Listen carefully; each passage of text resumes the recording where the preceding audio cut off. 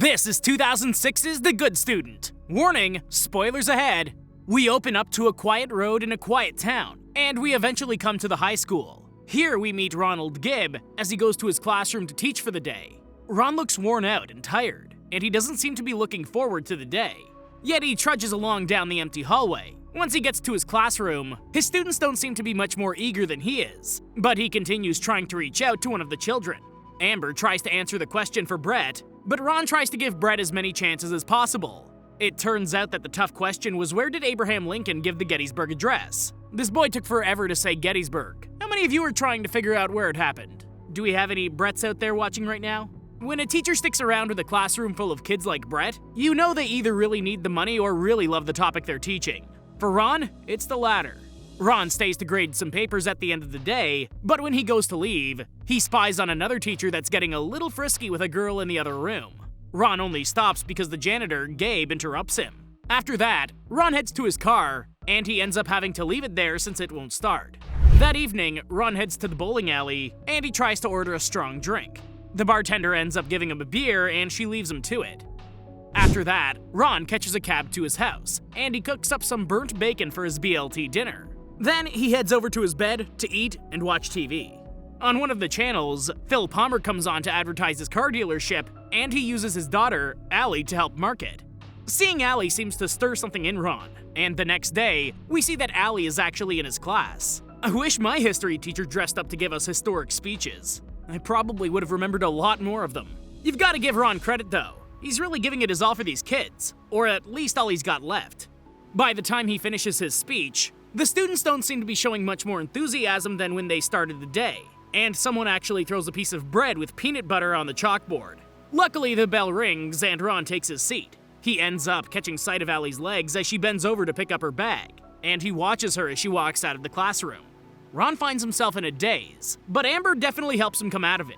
Later, Ron heads to the teacher's lounge to get a cup of coffee, and he runs into Pete, who tries to make fun of his outfit. Ron promptly leaves the lounge, and that night, he heads to the video rental store. Bet half of you don't even know what a Blockbuster is. Even fewer of you know about the red curtain at the back of the store that he's trying to sneak into.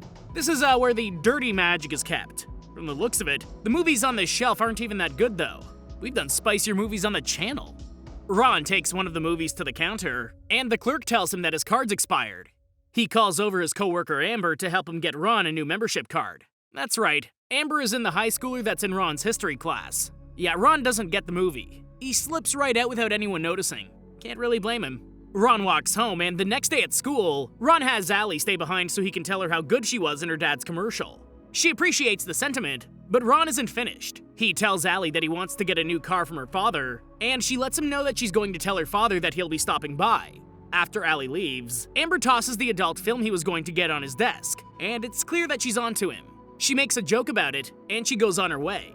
Later, Ron goes to see Phil, and Phil tries to give him the runaround on some of his better trucks. Phil tries to give him the talk about financing, but Ron tells him that he wants to buy something outright with cash. Phil tells Ron that Allie was right about him being smart, and he tells him that Allie thinks he's the best teacher she's got. Honestly, I'm on the fence of whether or not Ron's a guy that's falling into temptation a little, or he's a full-blown creepy guy. He almost seems like the type that would snatch Allie up and take her away. But he also seems like he's going to be that creepy teacher that just sits at his desk and stares at her until the end of the school year. Sure enough, he buys the Dodge Ram, and he decides to show it off to the bartender, Holly, in the neighborhood when he gets home. Holly tries to tell him that she made enough pasta for two if he wants to come over and eat. But he hurries inside to deal with his box of cash. My god, look at all that cash! That's ridiculous! What if someone came in and stole all of that in one fell swoop?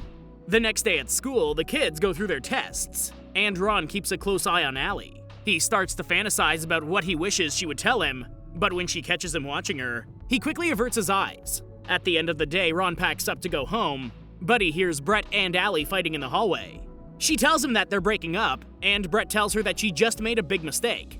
After Brett runs off, Ron comes out to comfort Allie as she cries. She tells him that she doesn't have a ride home anymore, and he decides to offer her one. Gabe is sweeping the hallway, and he watches as the two of them walk off together. While they drive down the road, the two of them talk about how their dreams change as you get older. Ron's logic doesn't quite make sense to her at the time, but when she asks him a personal question, Ron opens up a little more. He talks about his previous marriage that didn't work out, and Allie talks about how her mother died when she was younger. See? This is a completely innocent and probably very helpful ride and talk. Allie probably needed a conversation like that right about now, and he pulls right up to her house to let her out. Ron's tough to read. Whoa, wait. He hands Allie her graded test, and she reaches right over and kisses Ron right on the mouth. Then she turns around, says that she shouldn't have done that, then gets out and says his truck is mad sexy. What? If anything, these mixed signals are gonna fry Ron's little brain. Ron smiles as Allie heads inside, and Allie goes straight to the kitchen to get a drink. After she pours herself a drink, Allie notices a ball roll by in the dining room. She cautiously walks over to investigate, but a man creeps up behind her and throws a bag over her head. The next day at school, Ron is in a much better mood. But when he gets to his classroom, the principal is waiting with the police. Dick and Carl introduce themselves, and Ron sits down to answer some questions. Dick asks what Ron did with Allie, and he tells him that she's disappeared. Eyewitnesses said that Ron was the last person to see her the day before, but Ron tells him exactly what happened, minus the kiss. How did the police show up so quickly? Don't you have to wait like 48 hours or something like that before they declare someone a missing person? These dudes were there even before the teacher. Not to mention, search and rescue missions are underway. That's some prompt service. Later, Ron heads down to the basement to see Gabe, but their conversation is considerably short. When Ron gets home, he turns on the TV, and he finds out that the police are treating the case as a kidnapping. Phil comes on the TV to ask for help, but at the end of his speech, he talks about the Allie sale that he's having at the dealership. This infuriates Ron, and he grabs a skillet before hopping in the truck. Ron goes to Phil's house, and he bashes the mailbox with the frying pan. When Phil comes out, Ron accuses him of using Allie's kidnapping as a marketing ploy, and the police soon show up to take Ron away. At the station, Ron tells Dick that Phil is just a self-serving monster, but Dick wants to know more about Ron as a person. He asks where the cash came from for the truck. Yeah, I want to know too. Dick says that the bank doesn't show any withdrawals from Ron, so that means the cash didn't come from his teacher salary. Something fishy's going on here. Ron tells him that it's insurance money from a car accident his wife died in. Dick tells him that Phil isn't pressing any charges, so Ron starts walking home. On his walk, Brett spots him as he drives by, and he tells Ron that he liked what he did to Phil. By the end of the walk, Ron knows a little more about how tense the relationship was between Phil and Brett, but he continues walking home.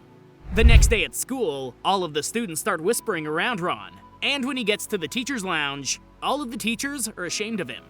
Oh crap. Someone took a picture of Ron kissing Allie and posted it in the paper. Go find Amber, she's the only one with a camera. This is before smartphones.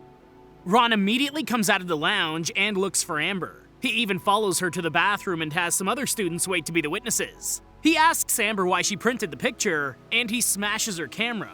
Just then, the principal comes in, and she takes Ron to her office. She tells him that she's going to be suspending him, and Ron admits that he had an innocent crush on Allie. After that, Ron starts walking home again, and he turns on the news when he gets home. Ron sits there stewing, and the rest of the town starts to show more support to find Allie. We finally get a glimpse of Allie, and she looks like she's in a supply closet. Gabe! It's gotta be him. He told Ron that he's newish at the school, and he has eyes all over the school. Later, Dick and Carl show up at the dealership to talk to Phil, and they tell him that things look more like a runaway situation. Phil makes it clear that Allie didn't run away, and he asks them about Ron. Dick tells him that Ron looks clean, but there's not much more they can do here now. Elsewhere in town, Ron goes to the bowling alley, and he gets a beer from Holly while Pete tells him that it's not his fault that he's attracted to his student. After Pete smacks Holly's behind, Pete gets kicked out, and Ron follows him out. He asks him more about what he meant about it not being his fault, and Pete lets him know that he's got 2 juniors that he's sleeping with. Pete tells him that Allie was only acting like she was into him so she could get a good grade, and Ron walks off.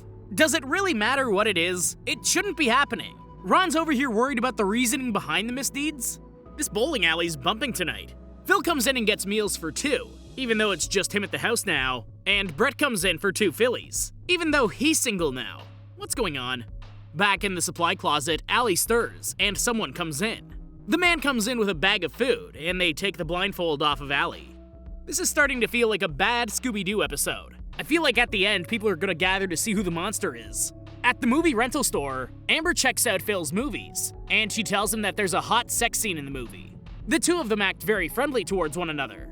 Back at Ron's house, he comes home to find Holly washing some graffiti from the house, and he tells her that she doesn't have to clean it up for him. Ron goes inside and leaves Holly outside, but he opens the door back up to invite her in. Holly comes inside, and Ron opens up to her a little bit before she tells him to stop driving himself crazy. He tells her that he knows that he's been terrible to Holly, but she assures him that he's the one that he's being terrible to. Holly leans in to kiss him, but Ron pulls away and says that she doesn't know him. Holly's offended by this, and she shows him just how much she actually knows about him.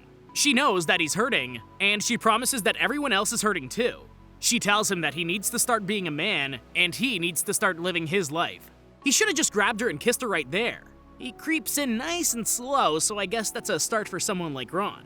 Holly doesn't mess around with her motivational speeches though. Points to Holly. In the morning, Holly wakes up in Ron's bed, and she calls out to him. Holly turns on the news and she finds out that Ron's holding a press conference to defend himself and rally the town to find Allie. Ron took all of his savings, and he tells the town that when Allie's found, the person who finds her will get all of the money. That's $68,000. I kinda wanna hop in the TV and find Allie myself now. After the press conference, Dick brings Ron in, and Phil barges in to accuse Ron of more slander. He messes up by mentioning the DVD that Amber brought Ron, and Ron starts to piece some things together.